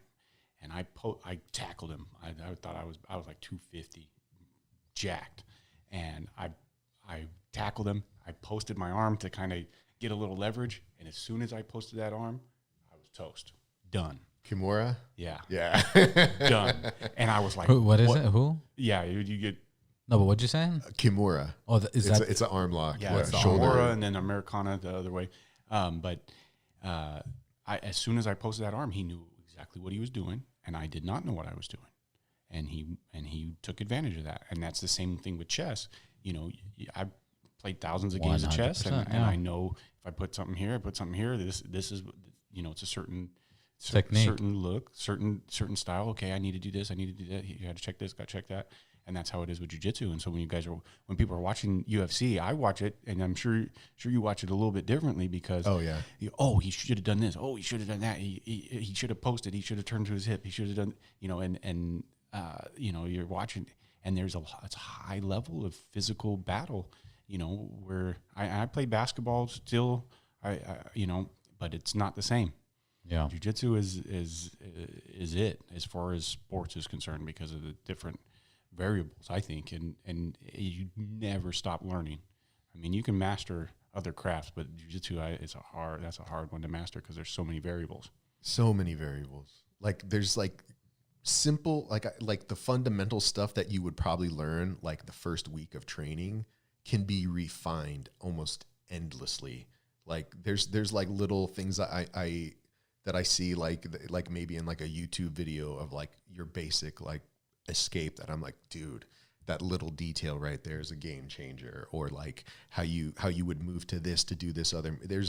It's endless. The transitions too, and it's like it's almost overwhelming because it's like, fuck, man, I'm just trying to build like this like foundation kind of, you know, and it's just like people over here with like I'm like laying like a little groundwork, and like people over here in like palaces and shit, you know. That's hilarious. So the amount of levels there is for jiu-jitsu too. Yeah, it's insane.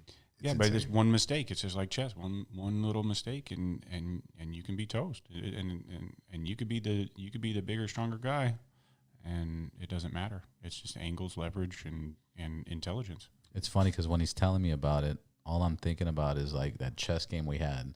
And after we had that chess game, like I was like, "Fuck this! I'm downloading the app. I got to get my game back on." Because it was the first time I met him. He's like, "You play chess?" And Jesse I was like, could "Yeah, tell I play you chess." all about chess and how I remember having this conversation. We talked about chess and like how that like the summer you learned how to play chess. I remember. You should probably share that. That's actually pretty well. Look. Oh yeah. Well, my stepdad. You play chess? My stepdad. What? My stepdad beat me. He got a chessboard. He beat me, and he laughed. And I remember, I said, "Oh, that's not going to happen again." And so I studied. I played the computer over and over again, and I read some books, and then I ultimately beat him, and he never played me again. But I played, I'm playing probably like 10 games right now. I play with people online, and Do you use chess.com? I use Chess Time, and you get ranked. And so I play guys from Chess.com, you get ranked too. Is that right? I And gotta it get has on it. classes, and and it has a game analysis at the end of it. So it'll be like, oh, this is what you did. This is what you did. This was a good move. This was a bad move. Why'd you do that? It'll put a question mark. It'll be like, why'd you do this shit? I need to get on that. And like everybody I know, but I'll play now after I played you because I've dabbled with it and I've done pretty good. But the way you beat me, I was like, I just met a stranger, played chess, and he beat me. That's not fucking cool. Like, fuck this. So now I'm like on it all the time. I play with this guy from Brazil, and I've been playing with him.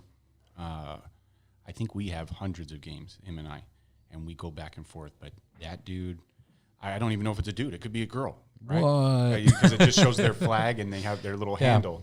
And I played Italy, all kinds of.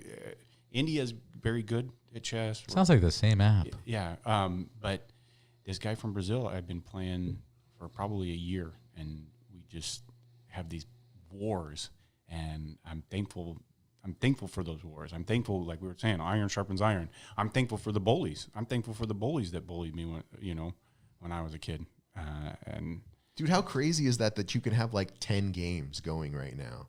It's like 40 years ago, people studying chess, like, here we are. We played the game right here, Yeah. me and you, and then it's over, and then we can start another game. It's like you can be playing games all day long, like with somebody from all different kinds of levels, from whatever backgrounds. All around the world. Man, it's like, talk about like leveling a play field, It's like so many people are getting... Imagine we create a jiu-jitsu app where you can... It's probably done. There's so many like really great online tutorials and stuff. It's wild. This whole place that exists that I had no idea existed like 4 years ago. Isn't it amazing how these apps are taking over everything? but does anything really exist? Do we exist? Yeah, Who are you? what really exists? What are you? Good button. knows, dude? That was a Who good knows? one. That was fucking... That was really funny, man. Perfect. Guys, we did an hour and 40 minutes. I'm sure you can cut some out for sure. I ain't cutting anything out. I try to leave it as raw as possible. But we did an hour and 40 minutes. We talked about everything. I feel like doing ayahuasca and then doing some jiu-jitsu and shit. You know, where can they find you, and what's your social media? Oh God, I don't even. To be honest with you, I don't even really. I mean, I'm like on Instagram at MightyD_Martin. That's me. That's me. Just the facts. Are you on social media? Yeah, unfortunately, I had somebody running my social media for a while. I don't really care for it. I do it a little bit just to stay in touch and to keep, because now I can put up my songs. You know, I can put up a video clip with my music in it. So now it serves a purpose for me. So now I can share my music and yeah, I'm on all of them. Just the Facts. Just the Facts. JESS. The Facts, like Dragnet. Any new albums coming out, or Yeah. anything you released recently that people can find? I just released this. Now this one was just released one called Sci-Fi Octopussy, and it's obviously an album dedicated to Sci-fi Octopussy. women and the greatness and gloriousness that women are, and but the next album that we're releasing, it's done. It's just in mastering right now, but it's called Re-Evolutionary Science. And this project, the Octopussy one is just for fun for the ladies and have a good time. But this one tackles, and I'll probably get killed for this, and I'll be on camera saying this, but I'm talking about the president, and I talk about our President Trump, I talk about the government, I talk about the necessity of a revolution. I did a remake of Gil Scott-Heron's song "The Revolution" will not be televised. I did a song called "The Revolution Will Be Televised," and I talk about the need for the revolution, but also the fact that people will be sitting there watching it and not participating.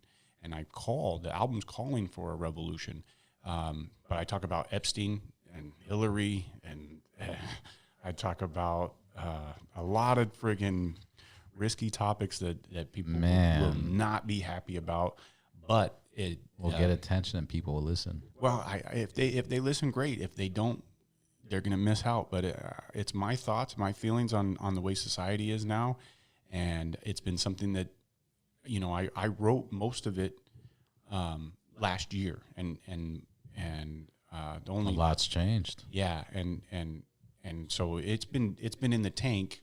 I've only added a couple songs since, but my DJ, God bless his soul, he takes a sweet time doing his thing. But thankful for him, AC, the program director. We run our own little radio show too, hiphopphilosophy.com, and but he is my soundboard. He's my bully. Yeah, I give him music, and he'll say, "Oh, that's dope," or he'll tell me, and he's not a yes man. He is. Hey, if it's bullshit, he'll tell me, "Hey, Jess, I don't like that shit." But that's bullying. Go back to I love it. I love it, and I need it. And he's been that's my right. We all do. He's been my DJ for 10 years, and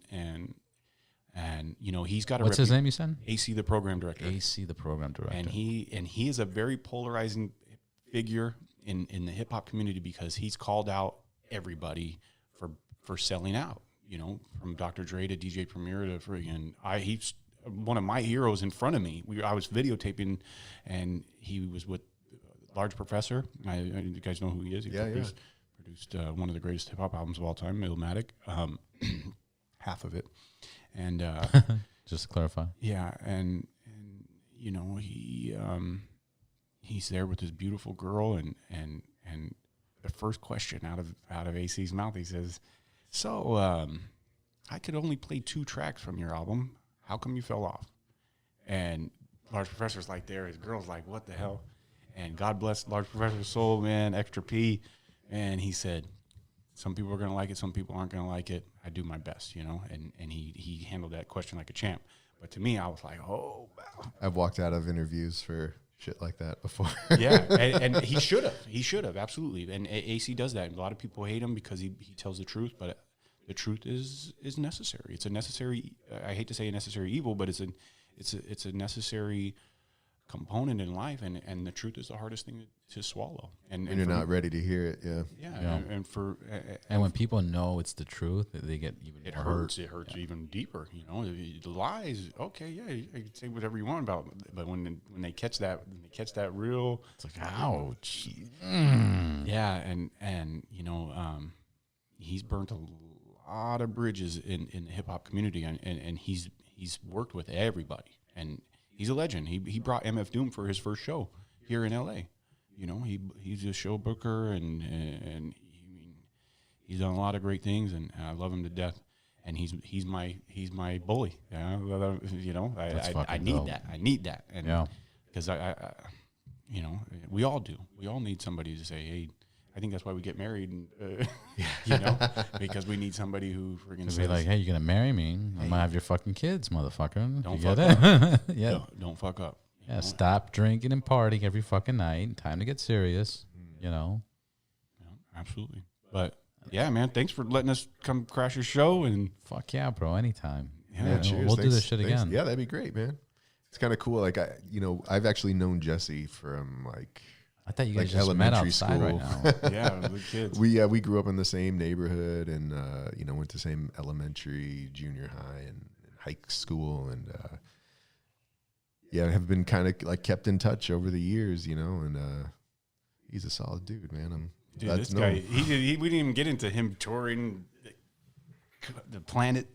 Oh yeah, the planet. The time. I worked as a professional Bro, we musician. keep going. I was just saying it's been an hour and 40 minutes. Well, we can do this again sometime, man. No worries, dude. We'll definitely do a round 2 and a round 3 and a round 4, and we'll keep it going. And maybe I'll get some jiu-jitsu classes under my belt or something. Maybe we'll do ayahuasca on camera. No, I'm just kidding. What? Bad idea. That's a bad idea. All right, gentlemen. Thank you. Cheers, man. Thank you for having us. Cheers.